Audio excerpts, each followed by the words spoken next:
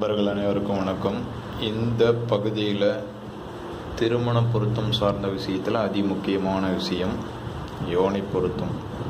ஏன் இது அவ்வளோ முக்கியத்துவம் வாய்ந்தது அப்படின்னா, இந்த யோனி பொருத்தம் தான் பார்த்திங்கன்னா தாம்பத்திய பொருத்தம் அப்படின்னு சொல்லுவாங்க. ஒரு கணவன் மனைவி நல்ல ஒரு சந்தோஷமான வாழ்க்கை வேணும் அப்படின்னா, அந்த வாழ்க்கையில் எந்த ஒரு பிரச்சனையும் இல்லாமல் தடம் புரளாமல் அந்த வாழ்க்கை நல்லபடியாக போகணும் அப்படின்னா இந்த பொருத்தம் ரொம்ப அவசியம்.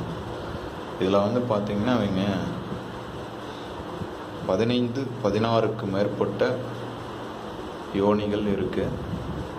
27 நட்சத்திரங்களில் 16க்கும் மேற்பட்ட யோனிகள் வரும். அதில்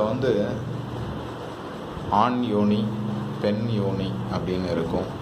இந்த யோனி பொருத்தத்தில் பார்த்திங்கன்னா அவங்க ரொம்ப அதிமுக்கியமான விஷயம், இருவருக்கும் யோனி பொருத்தம் சிறப்பாக இருக்கணும்.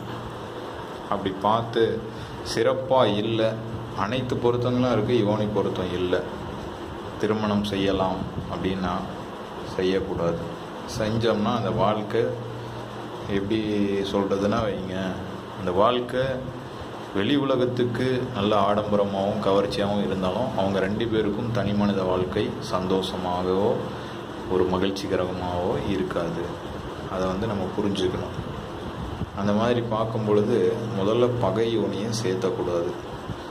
யோனிகளில் நிறைய இருக்குது பாருங்கள். குரங்கு, சிங்கம், யானை, ஆடு, புலி, பசு, கீரி, நாகம், நாய், மான், எலி,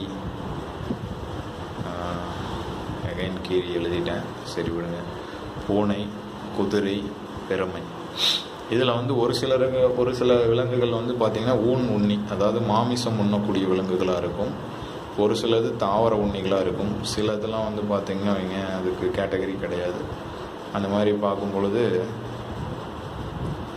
இந்த மிருகங்கள் ஒரு சில மிருகங்களுக்கு ஒரு சில மிருகங்களை பிடிக்காது, ஒரு சில மிருகங்களை பிடிக்கும், ஒரு சில மிருகங்களுக்கு ஒரு வசிய தொடர்பு இருக்கும். அந்த மாதிரி பார்க்கும் பொழுது ஒரு பகை, அதாவது தீரா பகை இருக்கக்கூடிய மிருகங்களினுடைய யோனிகளை ஆண் பெண்ணுக்கு இருக்கும்போது சேர்த்தக்கூடாது. உதாரணத்துக்கு பார்த்திங்கன்னா அவங்க கீரியும் நாகமும் எப்பவுமே பகை தான்.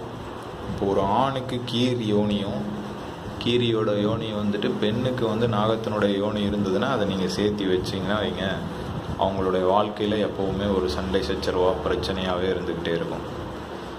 அதே ஒரு புலியும் பசுவும் சேர்த்தி வச்சா அது ஒரு ஆணுக்கு புலியாக இருந்து பெண்ணுக்கு பசுவாக இருந்தால் கூட ஒரு வகையில் சரின்னு விட்டுறலாம். ஆனாலும் அந்த பெண்ணுக்கு ரொம்ப வாழ்க்கை துக்ககரமானதாக தான் இருக்கும். இருந்தாலும் அதே ஒரு பெண்ணுக்கு புலியாக இருந்து ஆணுக்கு பசுவாக இருந்ததுன்னா வைங்க, அந்த ஆணுடைய வாழ்க்கை நரக வாழ்க்கை தான். அதெல்லாம் ரொம்ப முக்கியமான இது. இந்த திருமண வாழ்க்கையெல்லாம் ரொம்ப அதிமுக்கியம். அவங்களுடைய வாழ்க்கை, அந்த திருமண சந்தோஷம். ஏன்னா ஒரு மனிதனுடைய இது பார்த்திங்கன்னா ஒரு தனி மனித வாழ்க்கை ஒரு குடும்பமாக மாறி அடுத்த கட்ட சந்தோஷத்துக்கு நகரும் பொழுது அது மகிழ்ச்சிகரமாக இருக்கணுன்றதுல தான் இந்த திருமணத்தினுடைய நோக்கமே. அதை நல்லபடியாக அமைச்சு கொடுக்கறது நம்ம கையில் தான் இருக்குது. நம்ம அதை சிறப்பாக செஞ்சு கொடுக்கணும் அப்படின்றதுனால தான் நம்மளை நம்பி அவங்களுடைய வாழ்க்கையை முழுசாக ஒப்படைக்கிறாங்க. அப்போ நம்ம இதெல்லாம் ரொம்ப தெளிவாக பொறுமையாக நிதானமாக பார்த்து சொல்லும் பொழுது அவங்களுடைய வாழ்க்கை சுபிட்சகரமாக இருக்கிறது நம்மளுடைய வாழ்க்கைக்கு செய்யக்கூடிய நன்மைகள், நம்மளுடைய சந்ததிகளுக்கு செய்யக்கூடிய நன்மைகள். நம்ம ஒரு சேர்த்தக்கூடாத ஜாதகத்தை சேர்த்தி வச்சு அவங்களுடைய வாழ்க்கையில் ஏற்படக்கூடிய அனைத்து துக்கங்களுக்கும் நம்ம காரணமாயிட்டோம்னா அவங்க அந்த சாபங்கள் நம்மளுடைய பரம்பரை வழியாக எல்லாருக்குமே தொடரும். அதனால தான் அந்த இதை பொறுமையாக நிதானமாக பார்க்கணும் அப்படின்றது.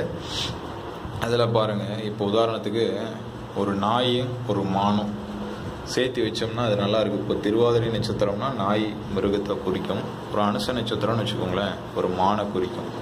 அப்படி வரும்பொழுது அந்த நட்சத்திரங்களை நம்ம சேர்த்து வச்சோம்னா அது கொஞ்சம் சிறப்பாக இருக்காது, யோனி பொருத்தம் இல்லை, அவங்களுடைய வாழ்க்கை நல்லா இருக்காது அப்படின்றதான். இப்போ ஒரு எலிக்கும் பாம்புக்கும் சேர்த்தக்கூடாது, ஒரு எலிக்கும் பூனைக்கும் சேர்த்தக்கூடாது, ஒரு சிங்கத்துக்கும் ஒரு யானைக்கும் சேர்த்தக்கூடாது. ஏன்னா சிங்கம் காட்டில் ராஜா மாதிரி, யானையும் நேருக்கு நேராக காட்டு மிருகங்களை அதை மோதி ஜெயிக்க முடியாது. மோதி அந்த ஹெட் வெயிட் ப்ராப்ளம் வந்துடும். நீ பெரியாளா நான் பெரியாளான்னு குடும்பத்தில் ஒருத்தருக்கு ஒருத்தர் அட்ஜஸ்ட்மெண்ட் வேணும். அப்போ இந்த பொருத்தங்கள்லாம் மிக முக்கியம் அப்படின்றத நீங்கள் புரிஞ்சுக்கணும். இதில் மிக மிக மிக முக்கியமான விஷயம் என்னன்னா, 2 பேருக்கும் ஆண் யோனிகள் வந்துச்சுன்னா சரி, எந்த மிருகமாக இருந்தாலும் சரி, அது ஒரு வசியம் பெறக்கூடிய இதில் ஆண் அப்படின்ற யோனி வந்துச்சுன்னா, இல்லாட்டி பெண் அப்படின்ற யோனி வந்துச்சுன்னா பொருத்தம் நல்லா இருக்கு. இல்லை ஒருத்தருக்கு ஆணும் ஒருத்தருக்கு பெண்ணும் வந்துச்சுன்னா பரவாயில்ல அப்படின்னு சொல்லலாம். ஆனால் பகை யோனிகள் வந்தால் பொருத்தம் இல்லை. இந்த பொருத்தம் இல்லைன்னாலும் கயிறு பொருத்தம் அடுத்தது, இதுதான் மிக மிக முக்கியத்துவம். இந்த பொருத்தம் இல்லைனாலும் திருமணம் செய்யக்கூடாது.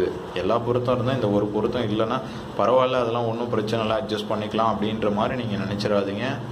அப்புறம் வாழ்க்கை ரொம்ப சிக்கல்கரமாக வரும்ன்றதுனால தான் இது நான் மிக முக்கியமாக இந்த டாப்பிக்கை மட்டும் தனியாக ஏன் ஸ்பெசிஃபிக்காக சொல்கிறேன்னா, இதில் அந்தளவுக்கு முக்கியத்துவம் இருக்குது அப்படின்றத நீங்கள் புரிஞ்சுக்கிட்டு இதை கவனமாக நல்லபடியாக பார்த்து நீங்கள் சொல்லி நிறைய திருமண பொருத்தங்களில் நல்ல வாழ்க்கை முறைகளை நீங்கள் அமைச்சு கொடுக்கணும். அப்போ தான் ஒரு சிறந்த ஜோதிடர்னு பேர் எடுக்க முடியும். இதுவும் மிக முக்கியம்.